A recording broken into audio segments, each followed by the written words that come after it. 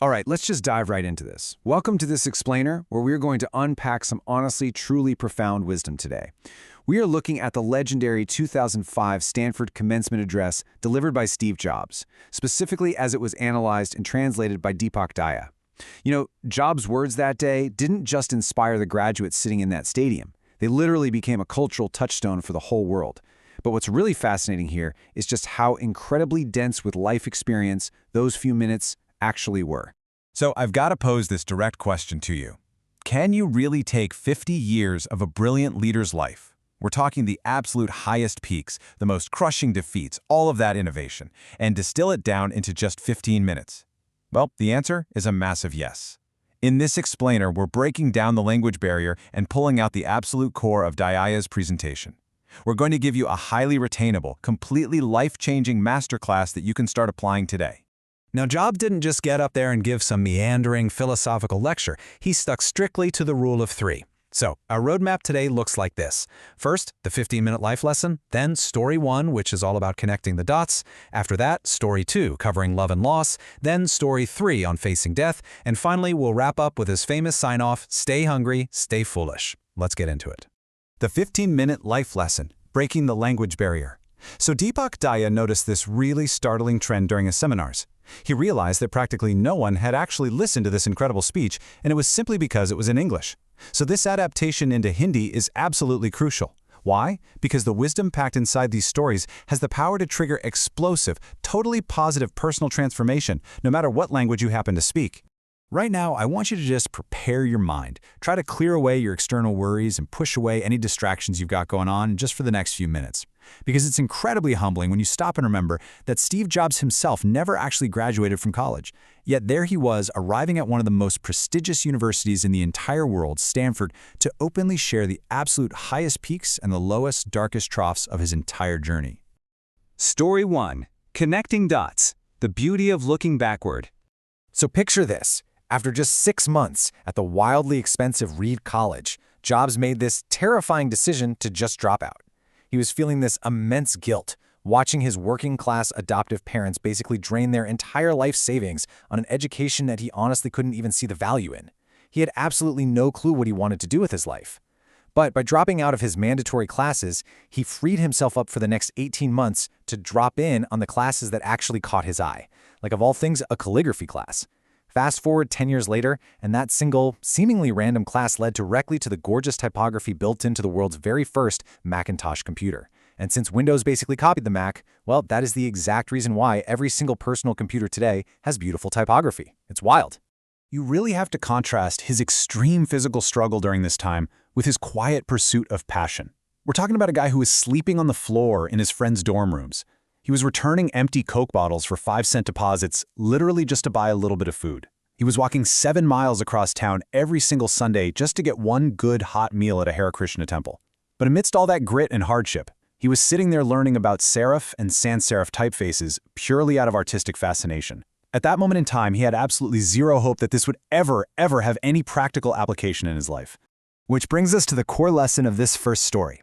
You cannot connect the dots looking forward. You can only connect them looking backward. You have to trust that the dots are going to somehow connect in your future. You have to trust in something, right? Your gut, destiny, life, karma, whatever you want to call it. Because having that deep belief that the dots will eventually connect, that's what gives you the incredible courage to follow your heart, especially when it leads you completely off the well-worn path. Story 2. Love and loss. The heaviness of success versus the lightness of a beginner. At just 20 years old, literally working out of his parents' garage, Jobs started Apple. He was driven by this deep, undeniable love for what he was building. And it exploded. Within just 10 years, Apple went from 2 guys tinkering in a garage to a massive $2 billion company with 4,000 employees. They had just released their absolute finest creation, the Macintosh. But then, a devastating reality hit. At age 30, after clashing over the company's future vision with an executive he had actually hired, the board of directors took the executive's side. Steve Jobs was publicly, humiliatingly fired from the exact company he founded. I mean, the focus of his entire adult life was just gone. Poof. He was so devastated he actually briefly considered running away from Silicon Valley entirely. But as we know, his story didn't end there. During those really dark months, a profound realization hit him like a ton of bricks. He still loved what he did. Being rejected by Apple hadn't changed that one single bit. He realized that the super heavy burden of being successful had suddenly been replaced by the incredible lightness and total freedom of being a beginner again. He called it bitter medicine, but it actually pushed him straight into the most creative period of his entire life. He founded a new company named Next. He founded Pixar, which, went on to create Toy Story, the world's first computer animated feature film, and he met the incredible woman who would eventually become his wife. Eventually, in this crazy, remarkable twist of fate, Apple ended up buying Next, which brought Jobs right back to the company he started in the first place. So the absolutely crucial takeaway here is this. To do great work, you absolutely must love what you do. Period. If you haven't found it yet, keep looking. Do not settle.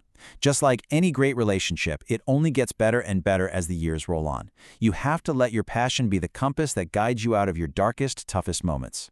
Story 3. Facing Death. Life's most profound invention. Now, this whole perspective on facing mortality was deeply rooted in a quote Jobs read when he was just 17 years old. It advised him to live each day as if it were his last, because, well, someday he would most certainly be right. Decades later, that philosophy was put to the ultimate test during the wildest emotional roller coaster of a single day. Imagine this. 7:30 in the morning, a scan reveals a tumor on his pancreas. The doctors tell him it's an incurable type of cancer. They actually advise him to go home and get his affairs in order, which is the medical code for prepare to die within 3 to 6 months. Imagine carrying that heavy weight around all day. But then, later that evening, a biopsy reveals that it's actually a very rare form of pancreatic cancer that is curable with surgery. He had the surgery, he survived, but he had looked death right in the face. Coming that close to the absolute end led him to a really powerful intellectual realization. He recognized that nobody actually wants to die. I mean, not even people who want to go to heaven want to die to get there, right? Yet death is the one destination we all share. Nobody has ever escaped it. And Jobs argued that this is exactly as it should be, because death is very likely the single best invention of life. It is life's ultimate change agent. It forcibly clears out the old to make way for the brand new. And because of that stark reality, this is the urgent wake-up call you absolutely must take away from this explainer today. Your time is limited. Do not waste it living someone else's life. Don't get trapped by dogma, which is basically just living with the results of other people's thinking. Do not let the noise of other people's opinions drown out your own inner voice. You've got to have the courage to follow your heart and your intuition, because somehow they already know what you truly want to become. Stay hungry, stay foolish. The ultimate sign-off. Let's break down exactly what this iconic concluding mantra really means when we translate it. This was the final wish Jobs bestowed upon that graduating class, and it's the exact same wish he passes on to us today. First, stay hungry, or bouquet raye. Now, he isn't talking about food here. It's about maintaining a relentless, totally insatiable appetite to do something meaningful. Never, ever lose your drive.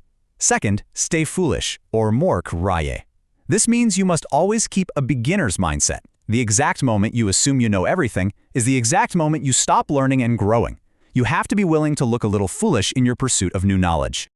Stay hungry, stay foolish. I just want to let those words sit with you for a second.